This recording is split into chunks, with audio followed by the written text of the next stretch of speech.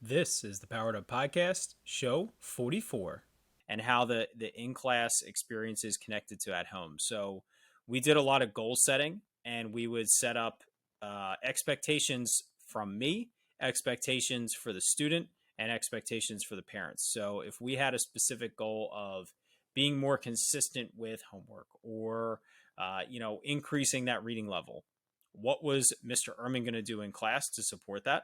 What were the expectations for the student to pull their weight, and then what were the parents going to do at home.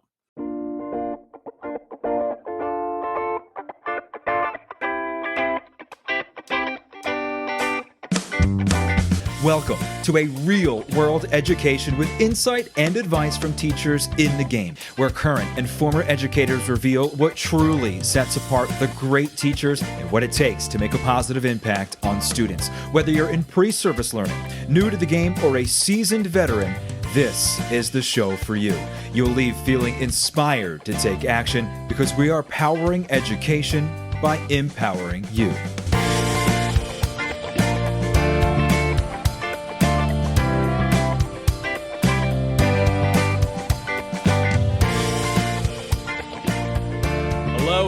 Hello, everyone. Welcome to the Powered Up Podcast. I am your host, Ken Ehrman, and as always, I am here with my co-host, Mr. Matt. He will wear anything for his students as long as it's appropriate. Rogers. Got to throw that into there as a teacher. We gotta make sure it's always appropriate. Might not fit the school code, but it'll be appropriate in terms of being in with your kids. So Matt, I know you did something ridiculous today with your kids, as you often do. So feel free to share that story if you want, or just in general, why is it that you feel compelled to do ridiculous things or wear these ridiculous costumes? What does it do for your classroom? How does it change the dynamic for your kids? So, first off, hello.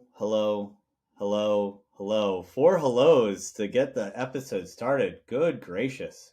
Um, to answer your question, when I was very broke starting teaching, I realized that um, similar teachers would go and buy these things from the dollar stores that would break immediately or get lost and broken. And the kids would work super hard for the prize bin item. And I was asked to do whether it was a special contest or a fundraising opportunity or an assembly to do something silly.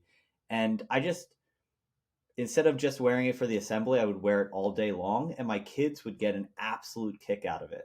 Things like I used to rollerblade around school right before we had a rollerblading PTC event. That eventually got nixed because it wasn't necessarily safe. But I've classically dressed up for the holidays. I have Fun Shirt Friday. Every Friday, I wear a different fun shirt, and the kids wear fun shirts and fun socks with me. And I've amassed an incredible assortment of onesies recently that just I figure out ways to use them in the classroom. And um, the more current perspective is, I just realized that it does get the kids riled up, but they for some reason have such a connection with our class. Like, it's a special experience that my teacher did this, or I get to walk in the hallways with my teacher in this. The most recent example, I got a fox that was came from a cabin. I have no clue why, but I long would joke about having class pets, whether it was a beetle that was in our classroom or a spider, and we'd release it. So these kids just get all into this ridiculousness because I'm having fun, they're having fun. And I have co-teachers that are like, how are your kids not riled up all day long? And it really unifies them. Most specifically today, we had a scarecrow building contest. And I just so happened to have 2 Teenage Mutant Ninja Turtle onesies. So we decided to put those on and then build a onesie of a third Teenage Mutant Ninja Turtle. And our kids loved it. And my co-teacher and I wore our onesies all day long. And I mean, whether it was a first grader or a sixth grader, they'd come by and they'd make really cool comments like, oh, I thought you should have won. Like, I loved what you did. You made us laugh. Like, that is part of the allure of being like, these younger kids are looking forward to come to fourth grade because it's going to be an experience. That's my long answer. I thought that was a short answer for you, Oh but my gosh. but no, I mean it. I always one of the comments throughout the 42 episodes we've done so far, which is crazy to say, is our third episode with Rhett Oldham, and he talked about just because I do something doesn't mean you should do something. Just because it works for me doesn't mean it's going to work for you.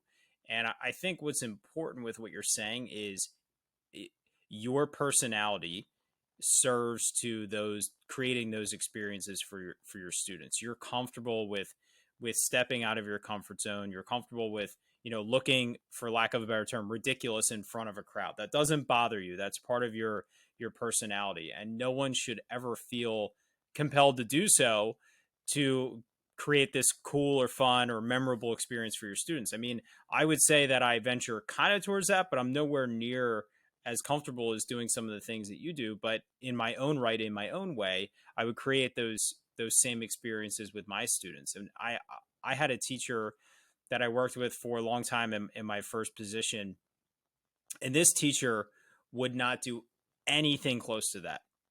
Would not dress up for anything. Would not participate in embarrassing or ridiculous, assemblies, anything like that. The students in that class absolutely adore, love, and run through walls for that teacher, because that teacher does it in different ways. That teacher makes connections in different ways, creates experiences that are meaningful, memorable, and show that human side. And I think that's what's important, is being honest and open and just real. And students see that, they gravitate towards that. And any opportunity you can find to do so, whether or not it's connected to a spirit day, your own fun things that you were talking about, kids remember that. Actually, just today, I was floating around the high school. I was on site to be available for teachers, and I typically am running into, once in a while, maybe one or two students, and then another day it seems like 8 or 9 students that I taught, because all my fifth graders are all grown up now. And I had I'm pretty sure he's a sophomore student come up to me, and he says, "Mr. Ehrman, I haven't seen him since he left fifth grade." We chat for a couple minutes, and he was kind of emotional and just said, "I just wanted to let you know that your class really meant a lot to me, and it was by far my favorite year I've ever had in school." And I don't share that because of the compliment I got. Yes, it feels good to hear, but to see a 15-year-old boy kind of emotional and comfortable enough to share that with another adult male, it means that I did more than just make school fun and exciting and different. I think, and it's something that I spent a lot of time and I focused on, was like actually building a genuine relationship with the kids. And I don't think if they were comfortable with me, he would have had the courage to say that. And so, it all feeds into that. It doesn't matter how you do it. It just matters that you do it. It just matters that you put yourself out there for your kids in ways that are meaningful, and that they're going to care about. And it just makes all the difference in the world. It makes teaching easier. It makes instruction easier. It makes management easier. It really just makes all the difference. And I always like to relate it to, just think about where you work, whether it's at your school, a job you had before. When your boss made things more fun, more relaxed, more real and emotional and human to human, you're more motivated to do a better job. I mean, it's no different in any situation like that. Yeah, and I would kind of echo all of that. And I mean, whether you want to go back to our first episode with Creed, who talks about really establishing a culture in your class that once you're part of the Creed's crew, you continue. And we've heard in episode after episode after episode these incredible educators that talk about how they had special ways of making that year incredible, memorable. And it's so funny. I get comments from parents so more than I do kids, but I also don't run into my kids too often, which is upsetting. We had an opportunity that I could have gone, and I wish I did, Because when I do, I hear those type things like, "Oh my gosh, I really enjoyed this," or "I couldn't believe that you did this," or those type components. And it's not the Mister Rogers show. That is not what I'm excited to hear. It's the, you know what, we learned this, and I am so interested still about that concept. I've gone and done this. Or, you know what, you kind of lit a fire, and you showed me. I wasn't super excited to be a student, but I found this niche. Like, those are the life-changing opportunities that we, as a new teacher, I think this is the hardest part when it says, like, am I making a difference? Just trust that you're making a difference, right? Like, lean into the trust that you're doing what you have to, as long as you're doing what's good for kids. My method is self-deprecation, right? How can I make myself silly? And also go in and liven and lighten the mood of other teachers too. And how do you be that presence for teachers? Because, simply put, if I came in every day focused on just grading papers and creating lessons, I would be miserable. There is coworkers of mine that make me enjoy being there, and I just hope to be part of that as well for my coworkers as well as my students. At the end of the day, I think you hit it when you said it earlier. We've heard it in many of our episodes. I don't know about you, Ken, but teaching is kind of getting less formal, still professional, but a little less formal. And I think you're allowed to be yourself. You're allowed to show your own interests. So if it's coming in and saying, "Hey, I do bird watching on the side," or "I love to hike," or "I'm really into this craft," like, there are ways that you can bring your own personality that may not be dressing up in a full-fledged Olaf costume like I would, or wearing something ridiculous like an elf right before the holiday season. That's totally fine. But you can start there and just be like, I'm really passionate about this, and I'm going to show you how, as an adult, I've continued to follow this path of having a hobby I care in addition to my full time job, which they never understand. Teachers, it's their job. And if we just talk about it as a job, I think we're kind of doing a disservice, but it's a passion, it's a career, it needs to be that way as well. Yeah, I totally agree. And to connect it to what we want to tackle a little bit with tonight is the same with the parents and the guardians and family members that are supporting the kids that are in your classroom. You know, forming those same relationships as best as you can with those adults that have a huge impact on the kids' lives. And so, you know, we want to kind of talk about conferences tonight and just what are some goals that we always had when we approach conferences, things that we maybe didn't do in the beginning that we started to do later in our careers. But the one thing I want to reiterate, because I've had multiple people react about this portion when we talked about back to school night, when students are in school, they are spending more time in school than they spend with their parents Monday through Friday, you know, awake.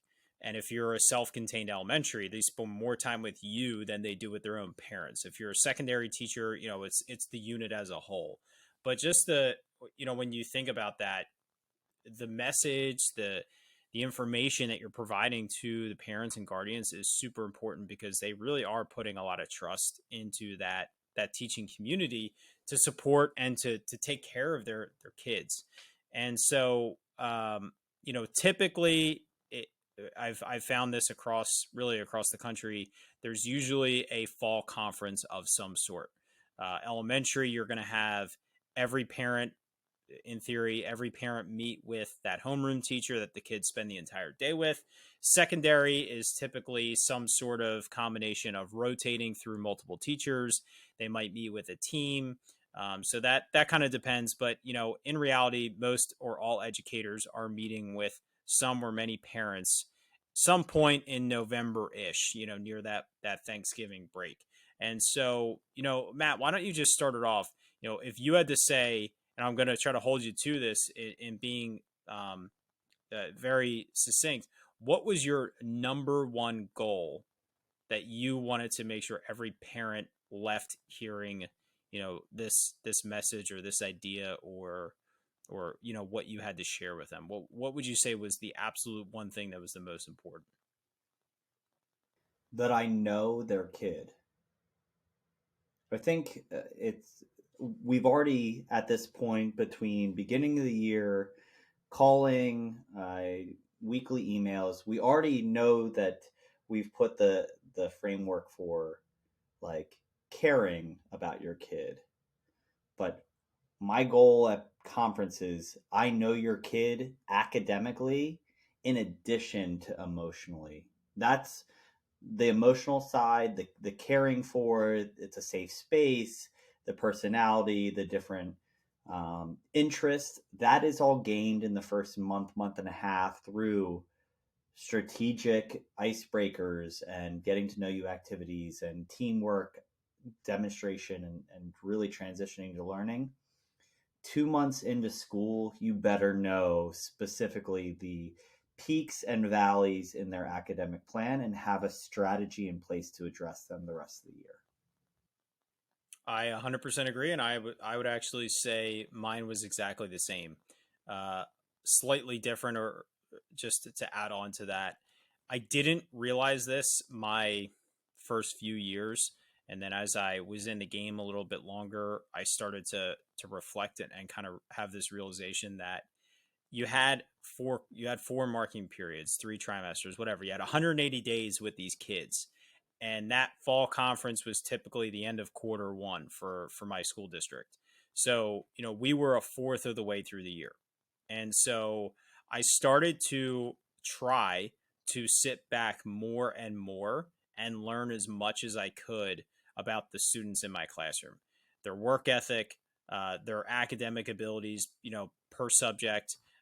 Like you said, the emotional connection, understanding them as human beings, and almost using that quarter 1 conference with the parents to kind of showcase, here's what I've learned about your child, here's what I've seen that they excel at, here's what I've seen that they are potentially struggling with, or they're kind of right in stride with, and here are the goals moving forward, here are the things that I want to push them to improve, here are the things that we really need to focus and improve on, because it's maybe becoming a problem where they're falling behind, or their work ethic is just hindering them from accomplishing what they can.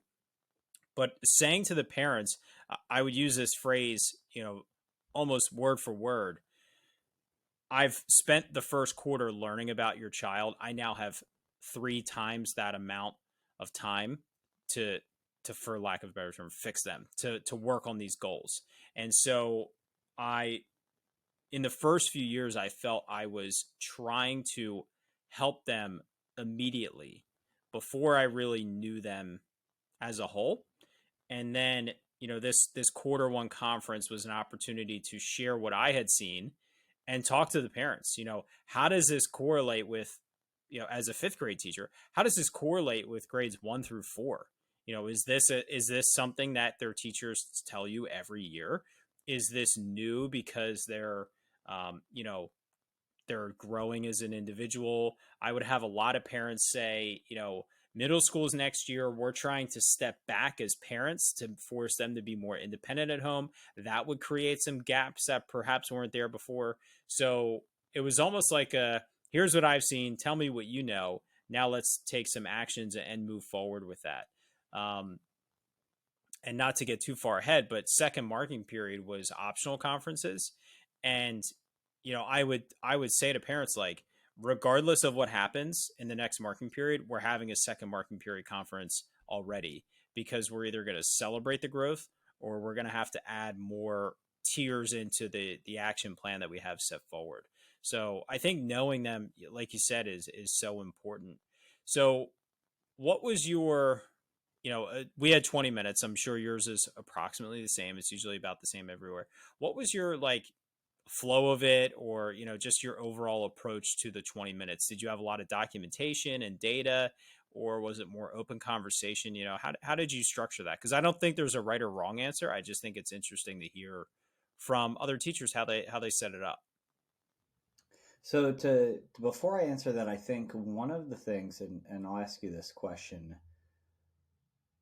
One of the things that I was always insecure about is how a parent responds when I say something about the kid, right? Like you mentioned earlier, oh, we know that that's been a challenge for year after year after year. And I have always thought, and I'd love to hear your thought. I actually have always heard that that's a good thing, right? Like, obviously, we don't want to create challenge for kids, but I want in that first trimester or the first conference to be like, yeah, I'm right on track to what my observations have been.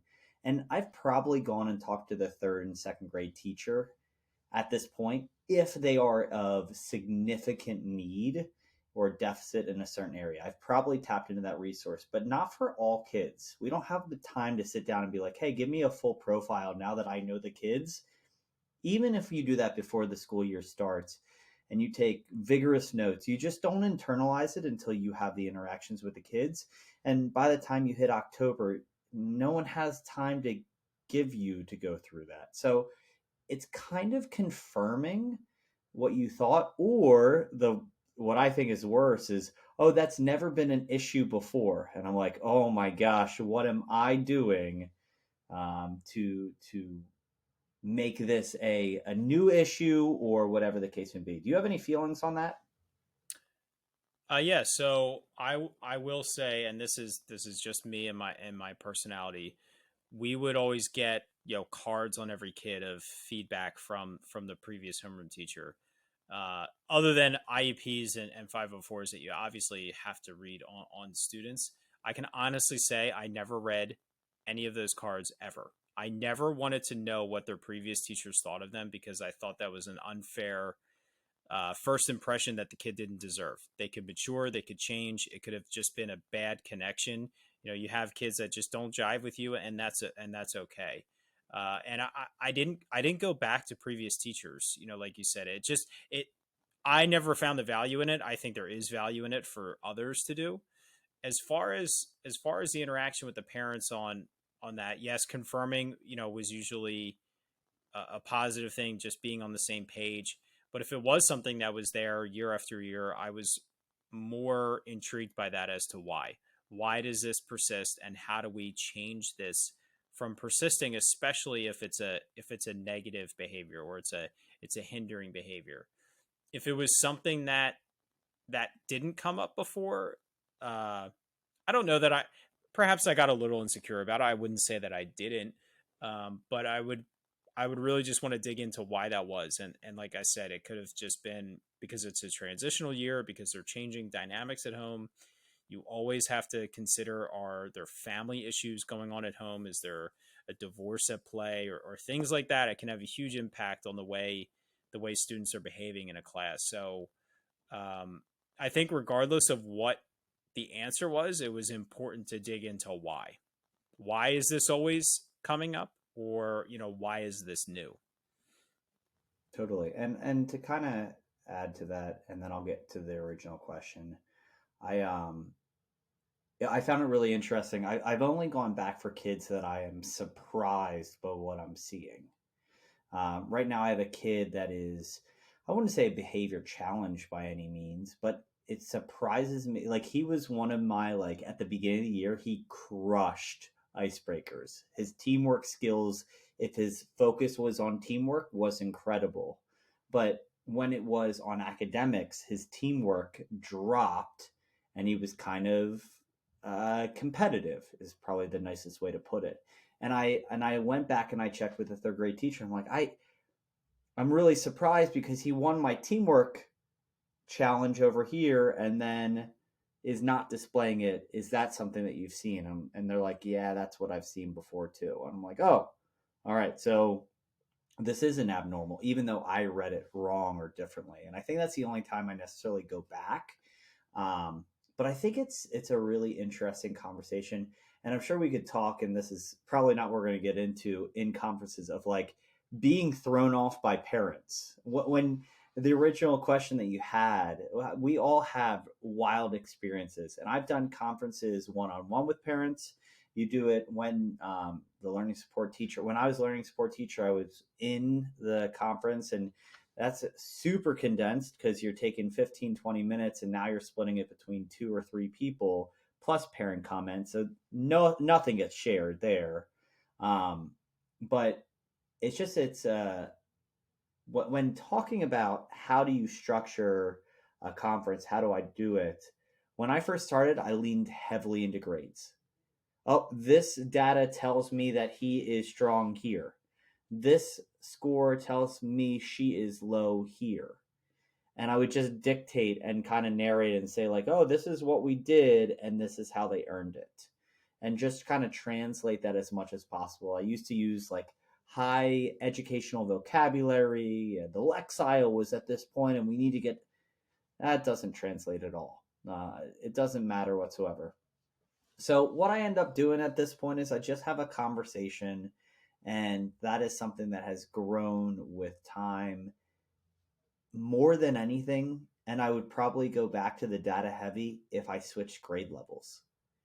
The reason why I feel comfortable to have a conversation is I've been teaching for a long time now, and I've been teaching my grade level standards for a long time now. And I think both of those things make a difference. If I were to switch to second grade, I would feel really, really uncomfortable. I could tell you what the fourth grade expectation, and we're going to work so that we're prepared for that. Or if I'm teaching sixth grade, I know they have these foundational skills. I'd probably go back to leaning into the data and what I've learned about that child. But as we've mentioned before, if you haven't had those conversations with parents about them as a child yet, you're really setting yourself up for a difficult conferences. If your parent communication is meet the teacher night, parent teacher in the fall, parent teacher in the spring, you're making your life more difficult. Yeah, it circles back, and you mentioned it multiple times, and this is a passion of mine, is like that parent communication, like you're saying.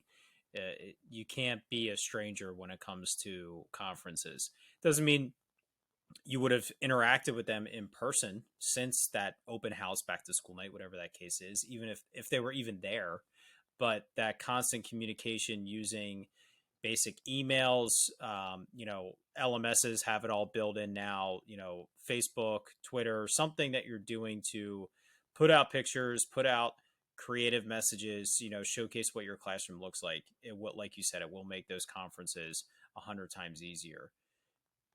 Totally. And yeah. The other thing that I was thinking is I'm like picturing like good and bad conferences in my head. Here is a general thing. Never expect anything to get done in between conferences. Just write that away. Like I always think, hey, I have 18 kids and 35 conference slot times. There is never a chance between eating, conferences running long, someone showing up late. It's kind of like what we said before. If a parent is communicating in pandemic times at 5:30 in the morning or 9 o'clock at night, they show interest in their education, their child's education.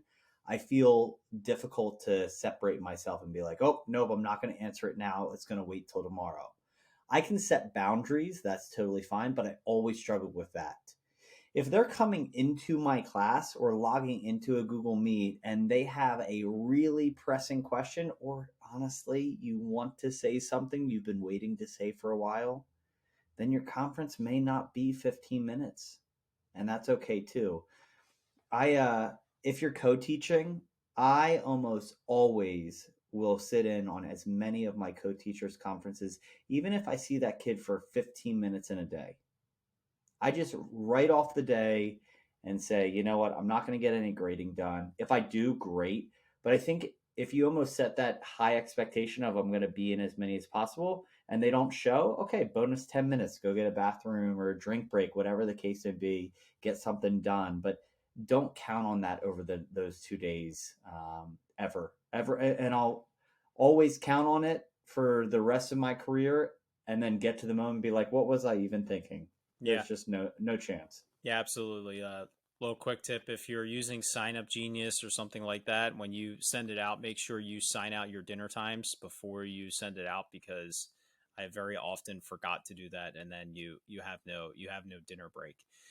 So to circle back to your format, for me it was actually child dependent, and it kind of connects to that, to knowing the kids. So I would always ask if the parents had any questions, concerns, or something that they absolutely wanted to talk about first, because just from an efficiency standpoint, like you said, they might run over, but it is also your job to stick to your schedule, because you have to do your best to start your conferences on time, because you have to be cognizant of the fact that they might have multiple kids. If you're late for one, you're causing problems for others. So it's not always perfect, but I do think it is the teacher's responsibility to do their best to try to stay in that time range as best as possible.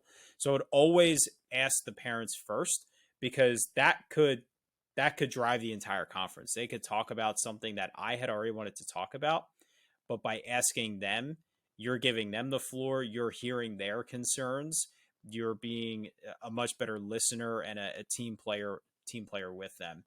I would have data available depending on what it was, assessing their independent reading level or their grades. But frankly, I wouldn't spend a lot of time on it. I would translate it for them and simply say, we used F&P. I would say, this is a scale we use to measure their independent level. Your student is exactly where we want them to be. I'm going to make sure that they stay on track. Or your student is showing a reading level that's already excelling where they need to be at the end of the year. I'm going to keep pushing them. Or they're a little bit behind. Here's our strategies that we're going to implement. But for me, it was more about their work habits and their work ethic, and how the in-class experience is connected to at home. So we did a lot of goal setting, and we would set up expectations from me, expectations for the student, and expectations for the parents. So if we had a specific goal of being more consistent with homework, or increasing that reading level, what was Mr. Ehrman going to do in class to support that? What were the expectations for the student to pull their weight? And then what were the parents going to do at home? And so whether that was, checking their agenda or reading for 20 minutes at home, or whatever the strategy was, we would come up with strategies. Now, a lot of times it wouldn't happen. Parents wouldn't follow through, and that's just part of the game. But there were some that did, and some that really appreciated giving them ideas, because a lot of times they don't know how to support their kids, especially if they're not educators. And I can even say, as a parent that is an educator, I still don't know what I'm doing half the time to figure out how to help my own kids grow. And so I think it's really important to kind of set those goals as a team. And then the biggest thing I started doing, which I did not do in the beginning of my career, is I would conference with every student the day after I conference with their parents. I would talk to them. Here's what we talked about. I met with your parents last night. So I gave up a subject. I gave up whatever it was. I didn't care. It was more worth it to me. I would show them the action plan that we had set forward. And I would talk to them like, here's what we expect from you. Is this realistic? Do you have any questions for me? Most of the time, they really wouldn't argue with it or question it. They were still getting to know me. It was only the first quarter of the year. But just making it very clear that was the case. And then that's when I sent home like a printed copy of whatever that looked like. It wasn't fancy. It was probably just bullets, but it put everybody on the same page. And it was me letting the student know, I did talk to your parents or your guardian. We did have this conversation. Here's the goals we have. Here's what everybody is responsible for doing. You're responsible for calling me out and saying, yo, Mr. Ehrman, look at this piece of paper. You promised you were going to do this and you're not doing it. Or, calling your parents out and saying, you're supposed to be doing this to support me. Or parents calling the kid. Everybody can check on each other but also support each other. And so that post conference, student conference, whatever you want to call it, was the most valuable thing I did to really make the conferences meaningful. I think that's a really interesting point, and I do something similar, but not as explicit. I touch base with every kid and I talk about the conference, but I don't necessarily go over the information. We go over the scores and we go over kind of a goal setting, the child and I, before going into the conference. And so a quick follow up, but hey, this is what we're going for. And especially our spring conferences are in that March area, and that is a student-led conference. And while the parents or the school district doesn't require a teacher, parent, and student portion. It can just be like the student goes in and shows, this is what we're doing in ELA. This is what we've done in math. This is my favorite thing we did in science. Every single day or every single kid has an individual conference with me, which is a reiteration of a goal statement saying, hey, this is how we feel. How are we going to approach the last few weeks of school? And it's a sizable amount of time. It's usually before testing season as well. But how can we make those days count leading into the end of our fourth grade career? And I think we mentioned that in our Meet the Teacher night, right? Like conferences is meant to be a progress report. And I said this before, I wish that the progress report wasn't a formal report card that we see as an end all be all. I got in trouble one time, and I say trouble loosely. A parent questioned me because I graded a kid's writing very harsh. And at the time that I was grading it, I was early in fourth grade, and I said that I didn't feel like the quality of writing, while it was one of the better ones in my classroom, didn't necessarily represent an end of fourth grade ability. And so I said at that time that I'm grading based off end of fourth grade expectation. So even this gifted kid or this advanced kid is used to getting incredibly high scores. They really struggled with getting a low proficient. Even though it had many of the good components, it didn't represent an end of fourth grade year. And what I said to the parent was, well, they haven't gone through fourth grade. How are they going to write at that level quite yet? And I grappled with that thought of how we grade and how we assess and how we converse. And it was a simple conversation that's how I graded, and the parents understood it after I explained it. But I didn't send anything early on to kind of preface it. So it really took some of the parents off guard.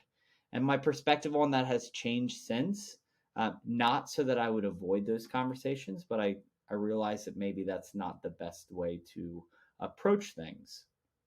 And so we can make adjustments. You know what the biggest thing that I usually shift? Something about homework. Something homework related or at home responsibility is shifted after the first conference. You know what? We have a new curriculum. This is what I'm using. Oh, I wish my kid had more that they were doing at home. I wish that they had more responsibility. Or my kid's spending 2 hours on something. It's a great time that parents feel vulnerable enough to share what's actually going on. Hey, my kid is grappling with this. We're spending 3 times as long and we're having hissy fits. For some reason, even when we call home, that doesn't necessarily come up as fluidly as a parent-teacher conference. So all of those things to say, parent-teacher conferences always end up being one of the highlights of the year. That I think I made this comparison before. I always view it as poetry. I have this perspective that I dislike poetry. The moment that I teach my first poetry lesson, I realize how much I enjoy poetry. But for some reason, I had this negative association. It's the same thing with parent-teacher conferences. Oh my goodness, we're going to be here for 4 extra hours, and I don't know what to expect from parents. You know what? As long as my conference reflects that I care about your kid and making them better, then it always turns out just fine. And if it doesn't, then I know that I need to create an action plan to make it right, because it's only going to head negatively. But I do want to challenge you. One thing I heard you say, which makes me uncomfortable, is when you would do parent-teacher conferences, hey, I'm going to maintain where my kids are at, or I'm going to strive to make it more continue to have them grow when talking to a parent about their progress. You said that earlier. And I feel like I'm in this time in my career, I'm struggling with what sounds like guarantees. I don't know if I can guarantee that my kid's going to continue to make this steady growth. We're going to continue this line. I can't guarantee that. And what I can guarantee is that I'm going to do my very best to provide an education that leads to the opportunity for them to grow. And I think that's a shift in our language, that we need to make less guarantees. And this, again, my thoughts, we need to give a little bit less guarantees and say, my intention is. because there's so many outside factors that may come into place. And if something bumps back, then that's a clue in to say, hey, we need to make an adjustment. And it's not necessarily a negative thing. So that's just my thought. As you brought it up, I was like, that's something that I view a little bit differently. Yeah, I don't know that I would, and if I may have said it that way, but I don't know that I would say it's a I'm guaranteeing that this growth is going to happen. Or it's more of this is what we want to see happen. And like you said, if it doesn't, that's a flag of what's going on here. Is it just that it was an anomaly in the test, or is work becoming harder? Depending on what you're teaching, the grade level you're teaching, growth looks different, and the causes for stagnation or regression is very different depending on the age level and the concepts that you're teaching. So it kind of ties into what you said earlier about being in a grade level for an extended period of time. I could tell you right off the bat of exactly what skills, whether it be academic or the work ethic category, the non data pointed academic stuff, where fifth graders are going to fall behind, drop off, show not negative, show lack of, I'm trying to think of the right way Stagnate, to say this. just things that plateau. They're struggling with that they previously never did before. I could tell you exactly where that would happen for a fifth grader. And it's because I was in the grade level for a long time. So I think being aware of those things and bringing that into the conversation of, these are areas where a student like this, I've had they kind of fall into the same categories. Like, these are areas of concern that are okay right now, but I kind of have on my radar that I don't want to see fall behind. Totally. And I don't want to say that you are guaranteeing, but I think that language is super important. I think that when you say certain things, especially in parent teacher conferences, you have 18, 20, 24 of these that you may record notes, but it's hard to remember guarantees that you're saying. If you just lean into that perspective of showing care, there's a book, I've referenced it before, and I would highly suggest, it's probably the best educational book I've ever picked up, all for 7 pages. It is 7 pages of gold. It's part of the Responsive Classroom book series, and it's called Yardsticks. And it is it's a collection of what is developmentally appropriate at each age range. And say you just switched new grade levels and you have no clue, you've never worked with a grade level before, do your due diligence of what is appropriate behaviors for that age range. Because as an educator, I found myself reading this chapter on 9-year-olds and 10-year-olds. And attributes that you see in 9-year-olds are dramatically different than 10-year-olds. And they, for the most part, make that transition during the school year. And the same thing happens for 13 to 14-year-olds as it does 5 to 6-year-olds. So when you look at what is developmentally appropriate for your kid, you get a clue into that explains. It doesn't allow or accept for defiance or whatever the case may be in your classroom, but I found that really helpful. And pulling those things in, one of my favorite things to say is, you know what? They're a 4th grade boy or a 3rd grade girl or a whatever the case. Like, it's acceptable to have these attributes, to have these emotions, have these perspectives, to have this friction. That is normal. And I feel comfortable now to say that it's normal, that I'm not alarmed, but we need to use strategies with a parent and say, you know what, I'm seeing this disorganization. We see that a lot. Totally fine to say. That's totally fine to say if you feel like you can say that. Kind of like that habits of successful learners or the kind of operative skills. It's a really important part of the conversation to say developmentally, their handwriting is just terrible. Academically, they're fine. I can't read a single thing because they've been on an iPad for the last 16 months. So when I put a pencil in their hand, I need you to work on that skill. I think that's a totally fine conversation to have. Um, and it all comes back. I know we said this earlier. It all comes down to honesty. It might be honesty in a compliment sandwich, or honesty with as much decency as possible. But it's the, hey, I need to figure out that 4-1 or 5-1 positive things to say for every negative that you have. I need to make those genuine, honest comments of, I really enjoy this kid's specific attribute. They're a great kid is not good enough. They're a great kid, but they're terrible at reading. That's not balanced. So that compliment sandwich, hey, I saw something that happened recently that I was really happy with. It does bring up that we need to address this area that we've been struggling with, but we're continuing to work on it. But our goal statement is to do this. I tried this recently and it made a difference. Totally fine. Make life a little bit easier on yourself, but also be honest. It's too easy to shift and shrug it off so that you avoid conflict. That doesn't do any good, though. Yeah, definitely. And, talking about, these topics, that action plan that I started to use, I think is positive in the sense that everybody's on the same page. It has a clear outline of the goal, but more importantly, what are you going to do to hopefully reach that goal? And if you do, great. These are strategies to continue to implement. If you don't, these are strategies we used. Maybe they don't work, or maybe we need more. So it gives you something to kind of work off of. So, when you're approaching these conferences, be honest, be open with the parents and the guardians that are coming in.